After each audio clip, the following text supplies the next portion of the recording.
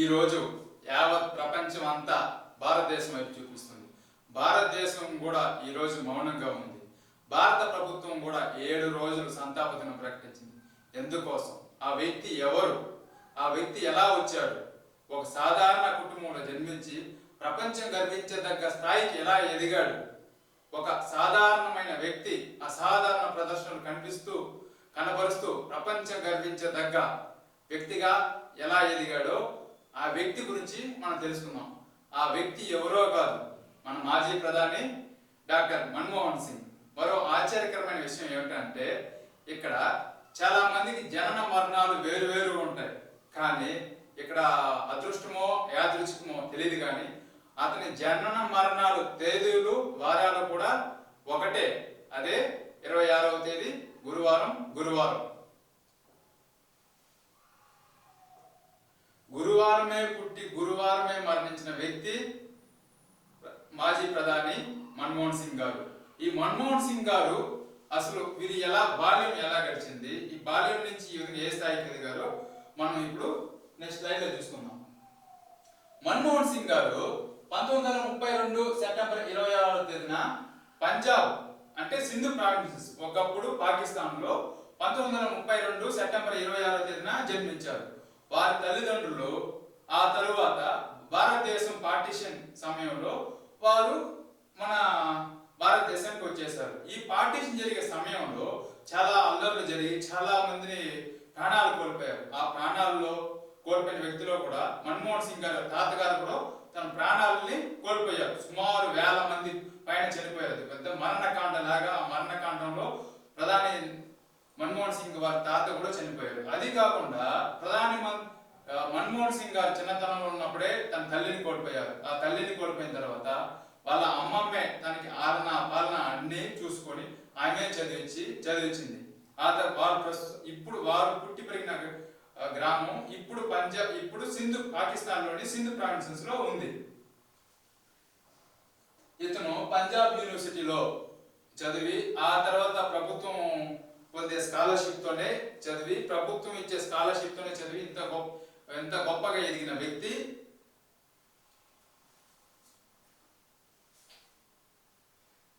ఇక్కడ మనం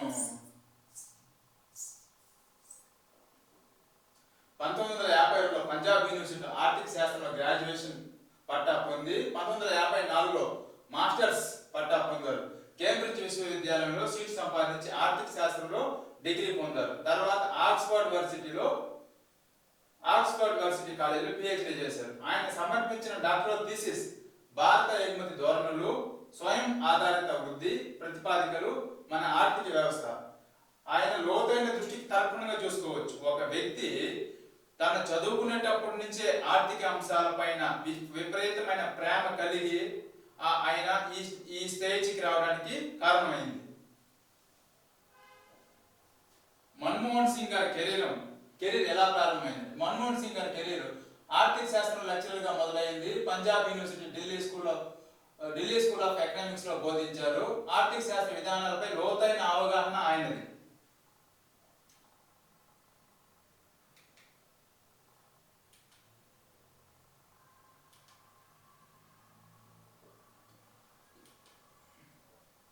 మన్మోహన్ సింగ్ గారు చాలా మందికి మనకి ఏమని తెలుసు, 2004 నుంచి 2014 వరకు అతను భారతదేశ ప్రధానిగా వ్యవహరించారనేసి.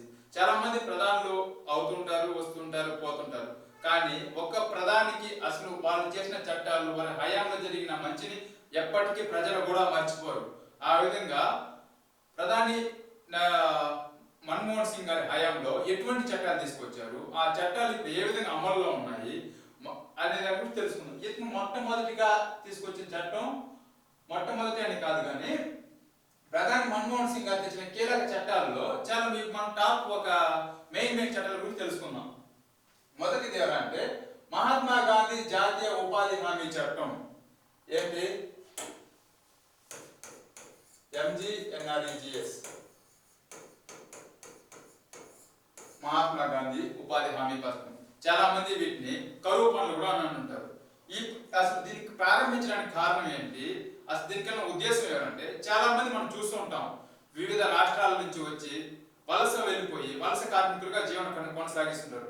కనీసం వారి యొక్క బేసిక్ నీడ్స్ లో ఫుల్ఫిల్ చేసుకునే సమయంలో 365 రోజుల్లో కనీసం మనం 100 రోజులైనా వేతనాలతో కూడిన ఉన్న ఊర్లోనే వారికి వేతనంతో కూడిన పని కల్పించాలి. ఆ పని కూడా సమాజానికి ఉపయోగపడే విధంగా ఉండాలి, ప్రభుత్వానికి ఉపయోగపడే విధంగా ఉండాలి, ఆర్థిక వనరులు సృష్టించాలి అనే ఉద్దేశంతో ఇక్కడ కూడా ఆడ మగ అనే తేడా లేకుండా సమానత్వం, ఈక్వాలిటీ, సమానం కూలీలు. ఇక్కడ మనం బయట ఎక్కడ పనికి వెళ్తే ఆడవారికి ఒక కూలీగా మగవారికి ఒక కూలీగా వేతనం నిర్ణయిస్తారు. ఎక్కడ రోజువారి కూలీలకు మనం వేజెస్ డైలీ వేజెస్ లేబర్స్ లాగా వెళ్తుంటే, కానీ ఆడ మగ ఇద్దరు సమానమే, సరాసరి వేతన కూలీలు జరగాలనేసి ఉన్న ఊర్లోనే ఆ పనులు ఏంటి, అది ఏ విధంగా ఆ గ్రామానికి ఉపయోగపడాలి, ప్రభుత్వానికి ఉపయోగపడే విధంగా ఈ యొక్క పథకాన్ని తీసుకొచ్చారు. ప్రతి ఆర్థిక సంవత్సరంలో రోజువారీ కూలీతో కూడిన 100 రోజులు పని ఒక సంవత్సరంలో. ఈ యొక్క ఇంకొక ఆశ్చర్యకరమైన విషయం ఏమిటంటే ఈ యొక్క MGNREGS పథకాన్ని స్టార్ట్ చేసింది మన ఆంధ్రప్రదేశ్ లోని అనంతపురం జిల్లాలో స్టార్ట్ చేశారు. నెక్స్ట్ ఇంకోటి ఏమంటే గృహహింస నిరోధక చట్టం 2005. రాజ్యాంగం కల్పించిన హక్కులను కుటుంబాల మహిళలు మరింత సమర్థంగా అందించేందుకు ఈ చట్టాన్ని చేశారు. ఇప్పుడు ప్రతి గృహంలోనూ అసలు ప్రతి కుటుంబంలోనూ కలహాలు ఉంటాయి. దాంతో పాటు ఇంకొందరు ఎలా ఉంటారంటే వరకట్న వేధింపులు, అదే విధంగా గృహంలో ఉండే మహిళలు హింసించడం, ఇటువంటివి చేసుకుంటారు. ఇవి ఏం చేసుకుంటారో చేసుకో, నీకు ఎవరు దిక్కున్నారు చెప్పుకో, నాకేం సంబంధం లేదు. ఈ ఆడవాళ్ళు కూడా పాపం మగ్గిపోతుంటారు. ఎలా మగ్గిపోతుంటారు, అసలు ఎవరు చెప్పుకోలేమో ఏంటి, ఒకరు చెప్పుకోకపోతే మనకే ఇబ్బంది వస్తుందని.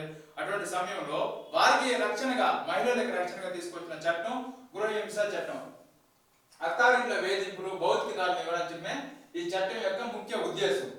నెక్స్ట్ ఇంకోటి ఎవరంటే సెజ్ స్పెషల్ ఎకనామిక్ జోన్స్ 2005. పరిశ్రమలకు అవసరమైన మౌలిక వసతులు కల్పన, సింగిల్ విండో పద్ధతిలో అనుమతులతో పాటు ఎగుమతులు ప్రోత్సహించే ఉద్దేశంతో ఈ చట్టాన్ని రూపొందించారు. 2005 మేలో పార్లమెంట్ ఆమోదం తెలిపిన ఈ చట్టం 2006 ఫిబ్రవరి 10వ తేదీ నుంచి అమలు అవుతుంది. ఈ సెజ్ ఇప్పుడు మనం చూస్తూ ఉంటాం, చాలా పారిశ్రామిక వాడలు ఇప్పుడు అంటున్నారు ఇండస్ట్రియల్ కారిడార్స్. ఈ ఇండస్ట్రియల్ కారిడార్స్ కి అసలు ప్రభుత్వం ఎటువంటి ఒక ఇండస్ట్రియల్ గాని ఒక ఎస్టాబ్లిష్మెంట్ ఒక కంపెనీగా స్టార్ట్ చేయాలంటే మన సుమారు వివిధ డిపార్ట్మెంట్ దగ్గర నుంచి పర్మిషన్ తీసుకోవాలి. కానీ దీనికి ఏం తీసుకొచ్చారు, సింగిల్ విండో డెస్క్. మొత్తం కలెక్టర్ గారి ఆధీనంలో ఉండే విధంగా ఫైర్ డిపార్ట్మెంట్, సేఫ్టీ, మళ్ళీ రెవెన్యూ సపరేట్ గా వివిధ విభాగాలు సపరేట్ ప్రతి ఒక్క దగ్గర పర్మిషన్ తీసుకొచ్చి మళ్ళీ ఇక్కడ పని చేయాలంటే ఇది చాలా ఖర్చుతో కూడుకున్న పని, చాలా ఇబ్బందికరంగా ఉంటుంది. దానికోసం వన్ స్టాప్ సొల్యూషన్ లాగా సింగిల్ డెస్క్ సిస్టమ్ తీసుకొచ్చారు. దాంతో పాటు ఇప్పుడు చాలా మంది బంజరు భూములు, బీడు భూములు చాలా విరివిరిగా ఉంటాయి. అటువంటి భూములు వ్యవసాయానికి పనికి రాకుండా ఉంటాయి. అటువంటి భూములు ప్రభుత్వాలు గుర్తించి పరిశ్రమలకు ఇస్తే అక్కడ ఉపాధి వస్తుంది. ఉపాధితో పాటు అక్కడ మనం ఏమంటారు దాన్ని, పేదరికాన్ని కూడా మనం నిర్మూలించవచ్చు ఈ స్పెషల్ ఎకనామిక్ జోన్స్. ఈ స్పెషల్ ఎకనామిక్ జోన్స్ ఉదాహరణకు మన ఆంధ్రప్రదేశ్ లో సత్యవేడు సెజ్ అంటారు స్పెషల్ ఎకనామిక్ జోన్స్. అక్కడ సుమారు శ్రీ సిటీ సుమారు 27 దేశాలకు సంబంధించిన కంపెనీలు కూడా అక్కడ ఉన్నాయి. ఇది కూడా ఆ శ్రీ సిటీ కూడా ఏర్పడింది ఈ యొక్క చట్టం ద్వారా. నెక్స్ట్ సమాచార హక్కు చట్టం 2005. Right to information act. మనం ఇప్పుడు చాలా మంది చూస్తుంటాం, ఏదైనా ఒక ప్రభుత్వ కార్యాలయానికి వెళ్తాం. ప్రభుత్వ కార్యాలయానికి వెళ్ళినప్పుడు మనకు సరైన స్పందన రాదు. ఆ సరైన స్పందన రానప్పుడు చాలా మంది వెళ్ళి విసిగిపోయి తిరిగి వస్తూ ఉంటారు. చెప్తుంటారు, ఒక సామెత కూడా ఉంటుంది, ఎన్నిసార్లు తిరిగిన చెప్పులు అరిగిపోతున్నాయి తప్ప నా అర్జీ పరిష్కారం కావడం లేదనేసి. దానికోసం ఎలా పరిష్కరించాలి, ప్రభుత్వ కార్యాలయాల్లో ఏ విధంగా ట్రాన్స్పరెన్సీగా ఉండాలి, అటువంటి దానికోసం ఏదైనా చేస్తే రైట్. మనం ఇప్పుడు అడుగుతాం, ఏమండి మీకు మాకు సరైన సమాధానం ఇవ్వలేదా, సమాధానం ఇవ్వకపోతే మేము రైట్ టు ఇన్ఫర్మేషన్ యాక్ట్ కింద మేము పిటిషన్ వేస్తామని చెప్తూ ఉంటారు. అది దానికి ట్రాన్స్పరెన్సీ కోసం ప్రభుత్వ పాలనలో పారదర్శకత, జవాబుదారీతను పెంచేందుకు దీన్ని రూపొందించారు. ప్రభుత్వ అధికారుల నుంచి వివిధ రకాల సమాచారాన్ని దేశ పౌరులంతా చట్టబద్ధంగా పొందేందుకు వీలు కల్పించడం ఈ చట్టం యొక్క ఉద్దేశం. ఈ చట్టం 2005 జూన్ 15న పార్లమెంట్ లో ఈ చట్టం ఆమోదం పొందింది. తరువాత 5వది వచ్చి NIA నేషనల్ ఇన్వెస్టిగేషన్ ఏజెన్సీ. 2008 మనం ఎప్పటికీ మర్చిపోలేనిది 26/11 అటాక్ 2008 ముంబై తాజ్ హోటల్లో కసాబ్ ఉగ్రవాదుల దాడి. ఆ ఉగ్రవాద దాడిలో అసలు ఎలా దానికంటూ ఒక అంతవరకు మనకు లేదు, స్పెషల్ ఏజెన్సీ లేదు. ఏదైనా ఉగ్రవాద దాడి జరిగితే దాన్ని ఎలా దర్యాప్తు చేయాలి, ఏ విధంగా దానికి మనం అటాక్ రియాక్ట్ అయ్యి మనం ప్రివెంటివ్ డిటెక్షన్ తీసుకునే విధంగా తీసుకొచ్చిన చట్టం నేషనల్ ఇన్వెస్టిగేషన్ ఏజెన్సీ. 26/11 ముంబై ఉగ్రవాద దాడుల అనంతరం దేశంలోనే కౌంటర్ టెర్రరిజం చర్యల్లో భాగంగా ఈ చట్టం రూపొందించబడింది. ఈ చట్టం కింద దేశంలో ఎక్కడైనా ఉగ్రదాడులకు సంబంధించిన సమగ్ర దర్యాప్తు కోసం జాతీయ దర్యాప్తు సంస్థ ఎన్ఐఏను నెలకొల్పారు.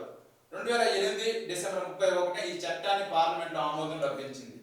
నెక్స్ట్ ఇంకోటి చాలా చాలా ఇంపార్టెంట్ అయినది, అదేంటంటే విద్యా హక్కు చట్టం, రైట్ టు ఎడ్యుకేషన్.